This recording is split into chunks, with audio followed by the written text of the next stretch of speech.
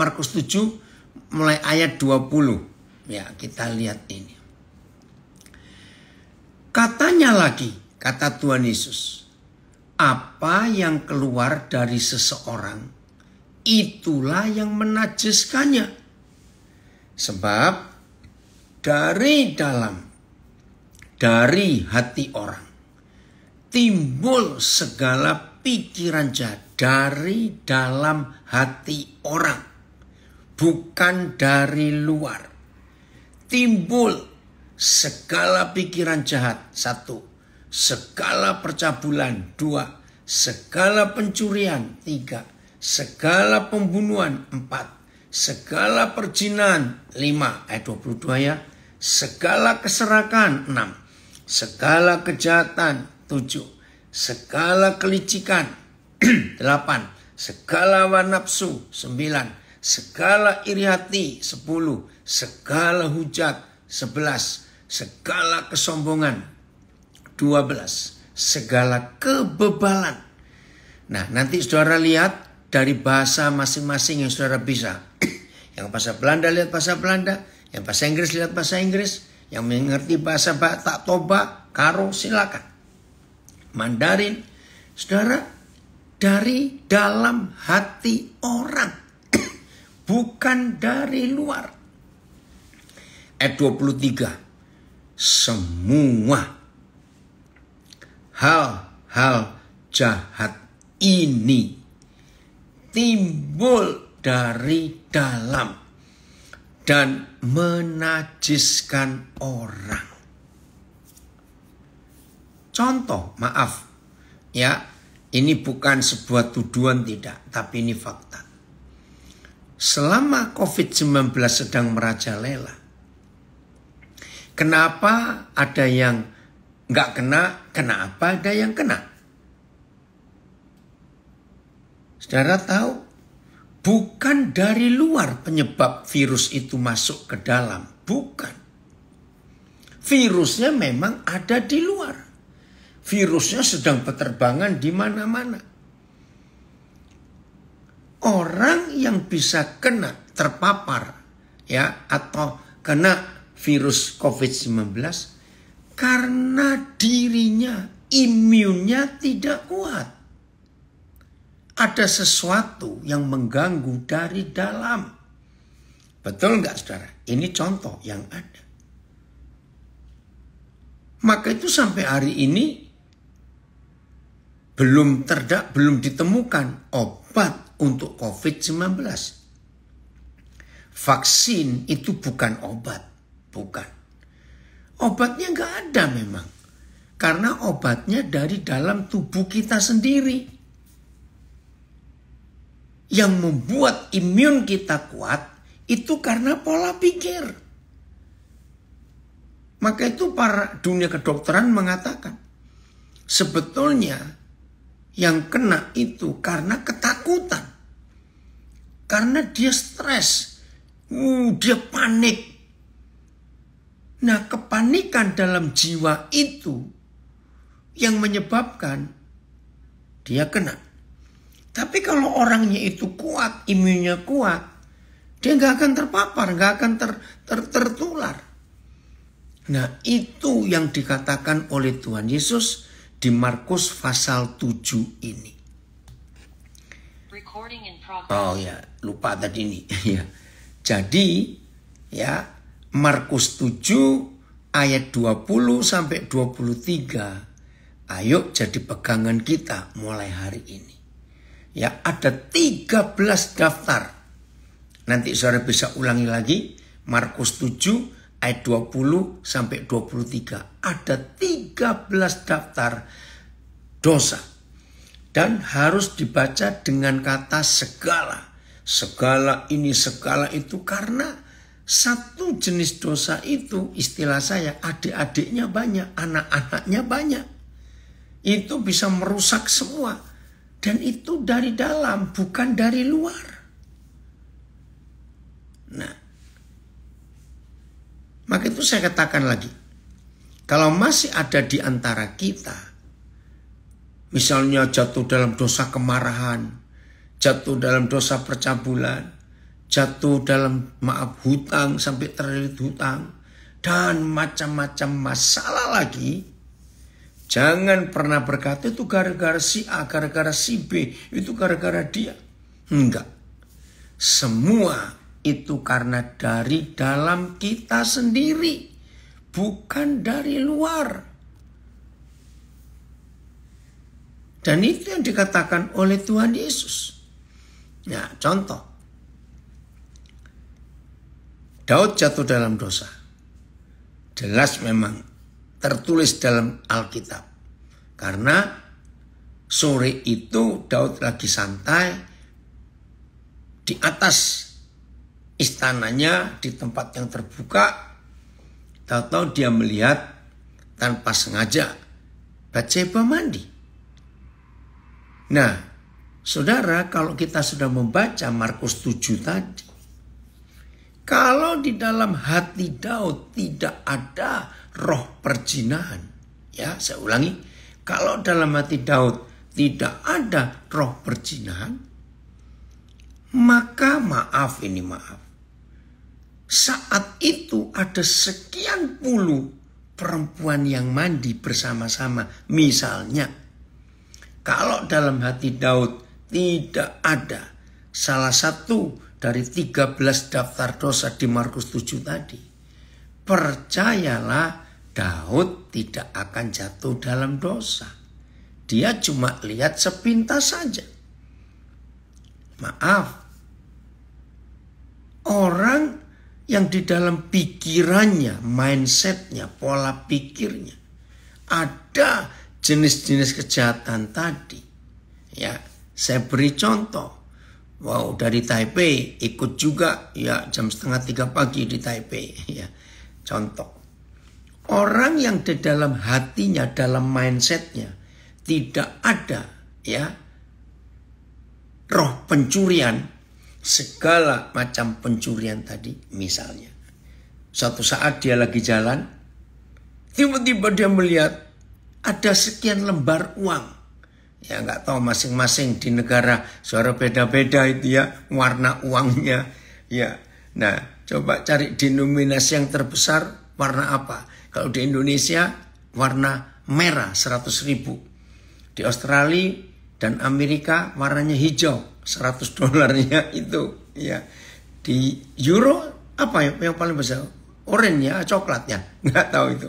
Nah, kalau orang itu di dalam hatinya dan dalam mindsetnya nggak ada roh pencurian, ingin mencuri misalnya, walaupun dia melihat sekian lembar uang itu tergeletak di jalan, pasti nggak akan ambil, malah dia akan panik. Ini yang punya siapa? Kasihan sekali yang punya tadi. Lalu orang itu akan cari seorang security, ya satpam yang dekat situ untuk titip tolong kalau ada yang cari. Nah, misalnya di sampingnya saudara kita ini yang sedang bingung, ini uangnya siapa? Kasihan. Dan saudara kita itu punya mindset pencuri, maaf ini. Pasti dia akan ngomongin, apa kamu gak mikir? Kamu titipkan uang itu ke satpam itu, ke security itu. Iya, kalau nanti ada orang yang datang terus pura-pura nggak ada uang, kan enak satpam itu. Ambil saja. Maaf ya saudara, ini cuma contoh. Tapi kalau orang itu di pikirannya ada roh pencuri, karena daftar dari 13 daftar tadi ada pencuri. Jangan lagi uang besar, uang kecil aja dia ambil. Pasti dia berkata, kesempatan. Mungkin kalau dia orang rohani, bilang, terima kasih Tuhan, Engkau berkati aku dengan uang di jalan ini. Maaf ya, maaf. Nah, itu loh buktinya saudara. Ya, maaf loh. Nah, begitu pula orang yang memang di hidupnya, di pikirannya ada roh perzinahan. Maaf loh. Nggak usah ngelihat orang mandi. Maaf. Mungkin juga lihat tembok aja dia bisa terangsang. Maaf, ini jangan marah. Nah, itulah fakta yang dikatakan oleh Tuhan Yesus di Markus 7 tadi. Bahwa semua itu dari dalam, bukan dari luar. Catat dan ingat itu. Supaya hidup ini terarah, fokus kepada sasaran itu. Jangan dalam hidup ini kita cari kambing hitam, cari siapa yang salah, Kenapa begitu? Seandainya dia nggak begitu, aku nggak akan begini. Nah, stop itu semuanya. Saudara, karena Tuhan ingin hidup kita itu benar di hadapan Dia, bukan menyalahkan orang lain. Maka itu stop yang suka menuduh orang lain. Ayo kita lihat bukti yang lain. Kejadian pasal yang keempat. Ya, wow, ini ada seorang chef dari Malang menuliskan di Facebook saya. 13 jenis masakan itu nggak layak ditulis di buku menu pikiran kita. Ya, ini seorang chef. Ya, saya baca ya. 13 jenis masakan itu yang di Markus 7 tadi nggak layak ditulis di buku menu pikiran kita. Betul nak? Jadi nggak sempat kebaca, apalagi dipilih. Betul. Jadi kalau memang 13 itu sudah kita masukkan sebagai daftar menu di mindset kita, maka si Iwan, kamu punya ilustrasi bagus. Saya ulangi. Jadi kalau 13 menu yang tertulis di Markus 7 ayat 21 dan 22 ada kita tulis di buku menu pikiran kita, ya pasti kita baca. Kalau itu sudah merupakan menu yang tertulis dan kita baca, namanya manusia, ya pasti kita pilih dong. Karena menunya ada dan kita menyediakan menu itu di pikiran kita. Wow, hebat sekali ilustrasimu. Seorang chef ini ya, makasih Iwan. Oke. Nah, Kejadian 4. Mulai ayat 5. Kejadian 4 mulai ayat 5. Coba kita lihat ayat ini. Tetapi Kain dan korban persembahannya tidak diindahkannya, tidak diterima oleh Tuhan. Nah, jadi bukan dari luar. Lalu, waduh, hati Kain menjadi sangat panas dan mukanya muram. Saya percaya hampir semua kita pasti pernah mengalami hati yang mendidih seperti Kain saat itu. Ya. Atau mungkin semua kita pernah. Mungkin dalam dalam bentuk yang berbeda. Nah, jadi dia hatinya menjadi sangat panas dan mukanya muram. Bukan karena Habel. Bukan karena persembahannya gak diterima. Tapi memang di hatinya sudah ada kebencian kepada adiknya.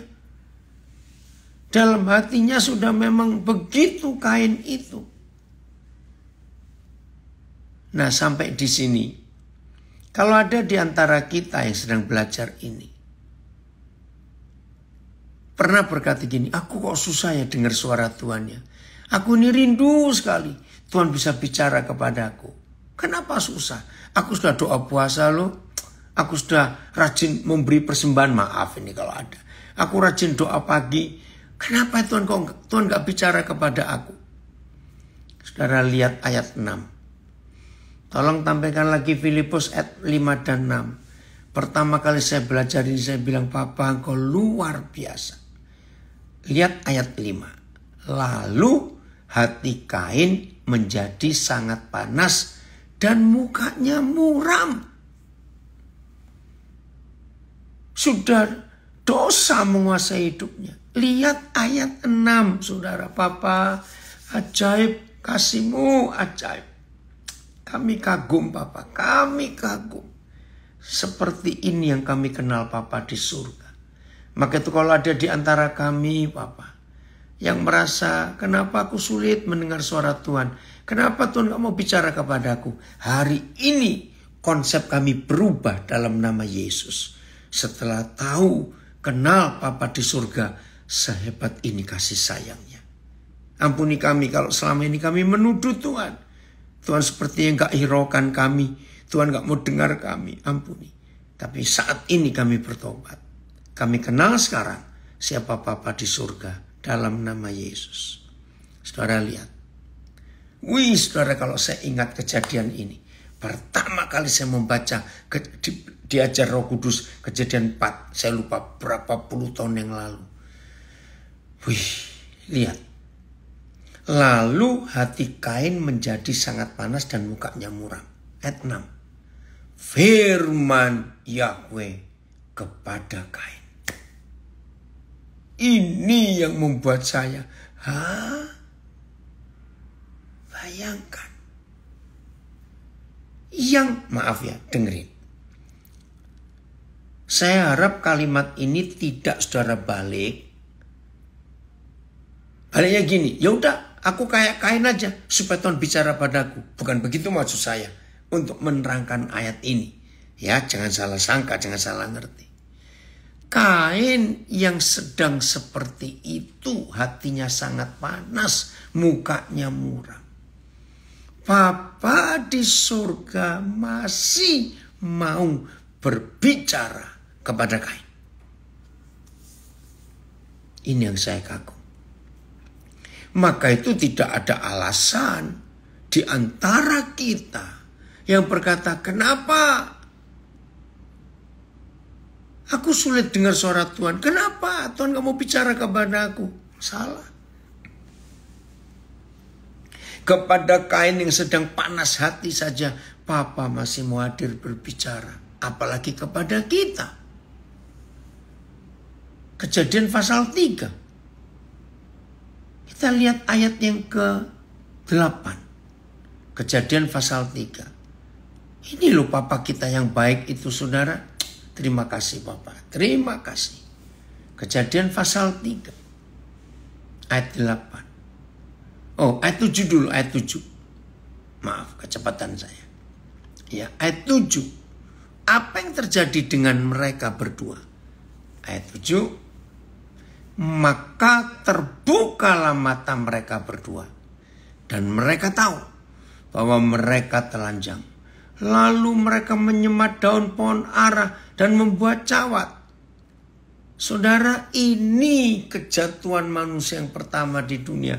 Dan dari Taman Eden, dari peristiwa inilah dunia hancur sampai hari ini. Nah, apa yang terjadi setelah mereka tahu mereka berdosa? Mereka bersembunyi. Ayat 8 sekarang. Lihat ayat 8. Terima kasih Papa, kami mau belajar. Ketika mereka mendengar bunyi langkah Yahweh Tuhan yang berjalan-jalan dalam taman itu pada waktu hari sejuk, bersembunyilah manusia dan istrinya itu terhadap Yahweh Tuhan di antara pohon-pohonan dalam taman. Saudara lihat, kalau Tuhan seperti saya, nggak begini bunyi ayat ini. Ya kalau Tuhan seperti saya, untung tidak.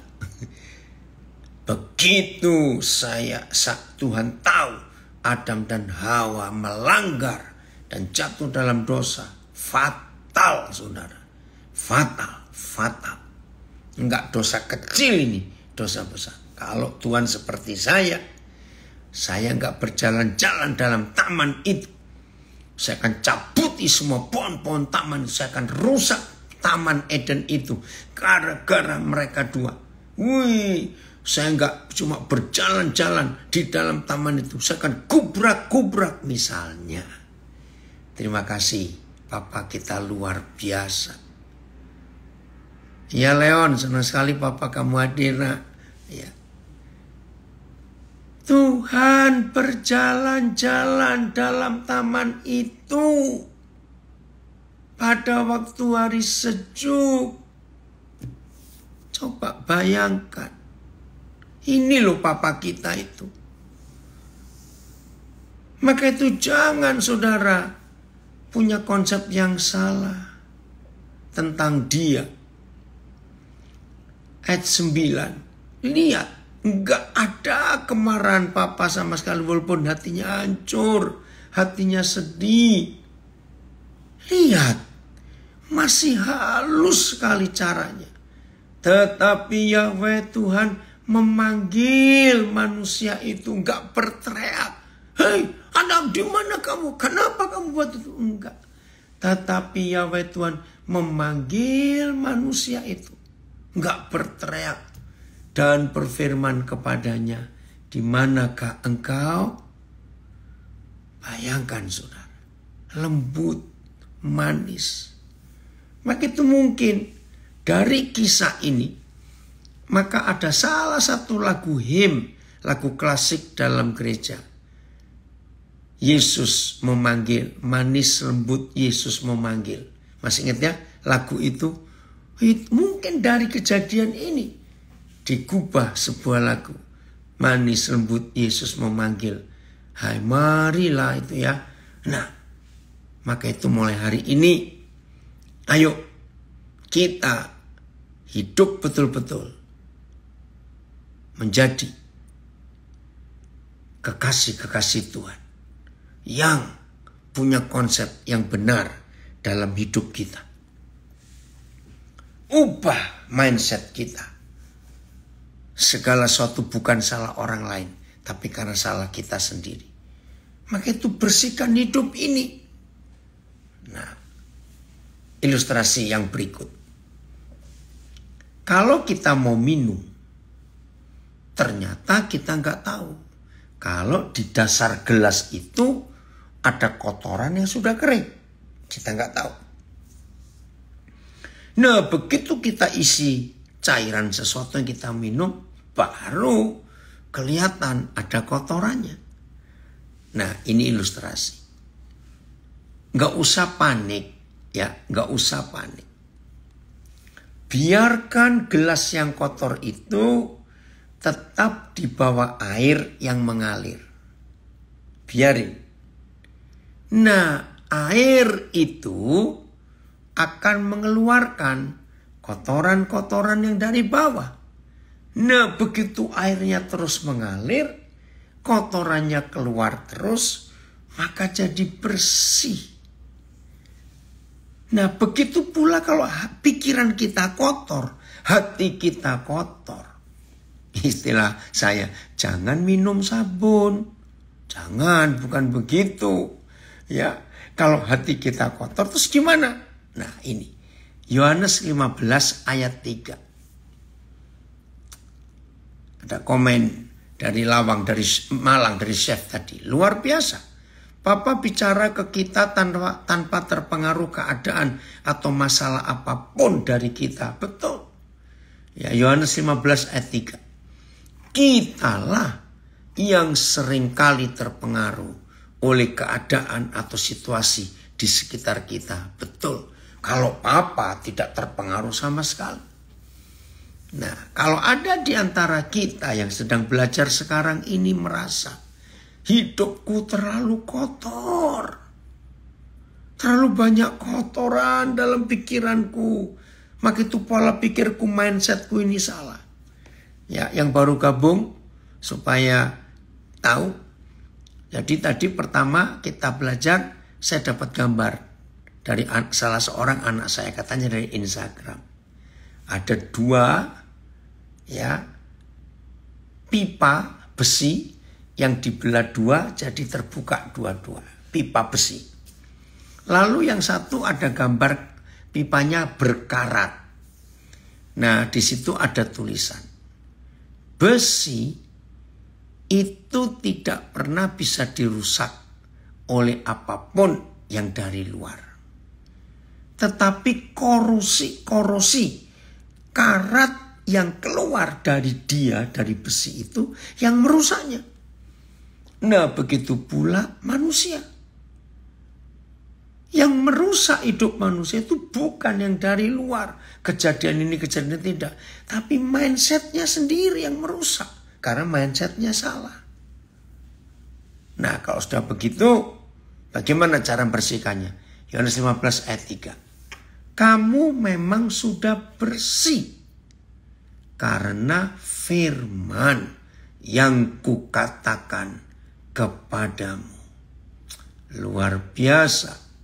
Ya, ayat, kamu memang sudah dibersihkan karena firman yang telah kukatakan kepadamu. TSI, kalian masing-masing memang sudah siap untuk berbuah karena ajaran yang kuberikan kepadamu. Ya. Jadi saudara, kita ini bersih karena firman. Oke, boleh FYH-nya. Makasih ya. Ia telah memelihara kalian serta membersihkan kalian dengan perintah-perintah yang telah kuberikan kepada kalian agar kalian lebih kuat dan lebih berguna. Wih, luar biasa. Nah, saudara, ini kebenaran itu. Maka itu mulai saat ini kita tidak boleh kalah oleh keadaan, situasi, kejadian, peristiwa yang terjadi di luar hidup kita. Itu tidak bisa mempengaruhi kita. Kecuali dari dalam hati kita, dari mindset kita, pola pikir kita. Itu yang kita tidak mau diperbarui. Jadi pilihannya ada pada kita. Ya. Tadi sore saya makan dengan seorang anak saya. Lalu dia cerita tentang temannya. Awal cerita dia bilang, aduh kasihan betul. Temanku ini kasihan, hidupnya susah, hidupnya berat. Berapa kali dia coba bunuh diri. Kenapa? Ya itu karena terus dia nyalakan orang tuanya. Orang tuanya itu begini begitu. Dia nyalakan kakaknya. Karena orang tuanya suka membandingkan dengan kakaknya. Saudara dengar, ini kisah nyata. Saya mendengar cerita itu seperti ada yang janggal. Coba balik dulu ya. Jangan-jangan temanmu ini sombong. Dia kaget. Selama saya kenal dia, saya nggak lihat dia sombong, malah dia itu suka nangis. Saya itu suka tertekan. Sombong dari mana? Akhirnya terbongkar, saudara. Nah, begini masalahnya. Anak ini perfeksionis. Dia tidak ingin kalau ada orang tahu dia salah. Itu dia nggak mau. Ternyata sejak SD, dia itu nggak bisa terima kalau dia itu nilainya jelek. Begitu waktu SMP, waktu SMA, dia nggak terima kalau nilainya jelek. Dia menganggap hidupku ini bodoh. Aku ini hancur kalau nilaiku jelek. Nah, kalau temannya memberi peringatan kepada dia atau mengoreksi dia, itu bisa berhari-hari dia baru bisa lepas lagi. Kata-kata temannya itu sangat merusak pikirannya. Waduh, aku ini jelek ya. Waduh, aku ini salah ya. Waduh, aku ketahuan begini pada temanku. Nah, akhirnya yang ngomong pada saya ini, anak saya ini, saya baru tahu. Ternyata bukan karena orang ini, orang itu, orang tuanya, gurunya yang membuat dia begitu. Dirinya sendiri, karena dia sombong. Wah, dia belajar satu hal yang luar biasa. Kesombongan itu merusak. Saya pesan kepada dia, kalau kamu ketemu dia, sampaikan. Yang gak pernah salah itu cuma Tuhan. Semua kita manusia pasti bisa salah. Pasti pernah salah. Jangan merasa diri hebat. Saudara, akhirnya anak saya itu betul-betul termanggu-manggu. Baru ngerti bahwa kesombongan itu gak kelihatan. Bagaimana tidak. Tapi tersimpan dalam hati. Biarlah firman ini menolong kita untuk kita berubah bahwa segala sesuatu yang merusak bukan dari luar, tapi dari dalam diri sendiri. Betul ya? Ayo semua kita, termasuk suami istri. Jangan suka berkata, istri gak boleh berkata, gara-gara dia itu suami dituduh. Nanti kalau suami ada apa-apa, sama, gara-gara dia itu. Gara-gara istrinya. Lihat peristiwa Taman Eden. Ketika Tuhan menegur Adam. Nah, ada orang yang pernah tanya, loh, yang salah itu kan, yang makan buah itu kan, yang metik buah itu kan Hawa. Kenapa Tuhan negurnya Adam? Protes. Nah, masalahnya Adam kan jadi kepala. Tubuhnya itu istrinya. Maka itu ketika Tuhan negur Adam, kenapa kamu makan buah itu? Lihat kurang ajarnya Adam. Gara-gara perempuan yang kau berikan itu. Wih, enak sekali. Maaf ya. Maka itu suami istri, stop saling menyalahkan. Kalau Adam nggak geragas, orang Jawa bilang.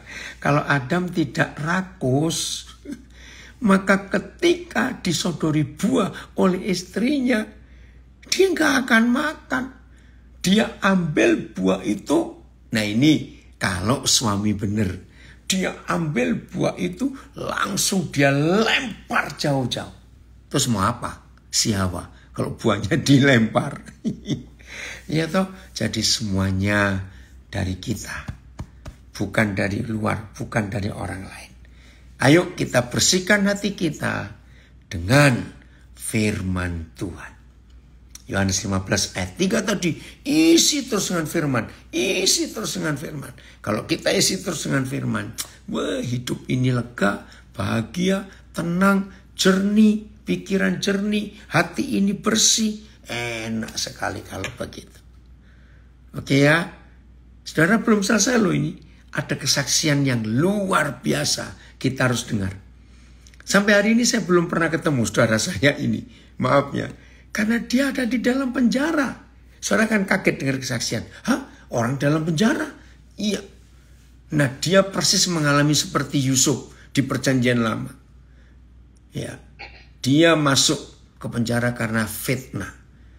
Namanya kepake, nggak tahu gimana. Tapi dalam penjara itu dia jadi berkat yang luar biasa. Oke, saya serahkan. Ayo,